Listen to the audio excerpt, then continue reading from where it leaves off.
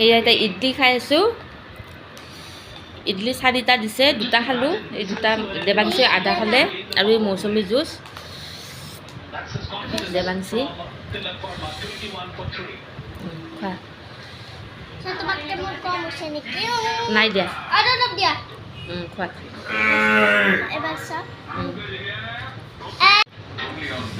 হায়দৰাবাদত আহি এতিয়া ৰুমত বহি আছোঁ, টিভি চাই আছোঁ।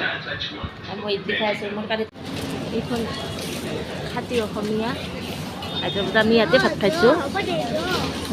আপোনালোকে ক'ত আছে?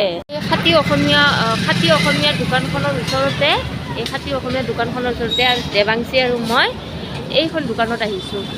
মানে আমি যোনখন হোটেলত আছোঁ হোটেলখনৰ ওচৰতে আৰু দিম। এতিয়া মানে দেৱাংশীৰ কাৰণে মেগী নিব আহিছোঁ, মেগী আৰু চিপছ নিব আহিছোঁ। এনেই অলপ ফুৰিব আহিছোঁ, ক'তো যোৱা নাই। অকল ভিতৰতে সোমাই আছোঁ। এইখনত আছোঁ আমি, বালাজী হোটেল বুলি।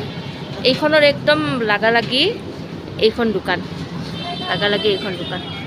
ইয়াতে আহিছোঁ। কোনটো অঁ দি আছোঁ ৰ'বা। এইবিলাক চব মানে অসমীয়াত লিখা আছে, দেখিছেনে? ইয়াৰ নিমন্ত্ৰণ হোটেল, বালাজী স্পেলিংটো এতিয়া এই বালাজী হোটেল অসমীয়াত লিখা আছে। চব মানে অসমীয়াত লিখা আছে এনেকুৱা।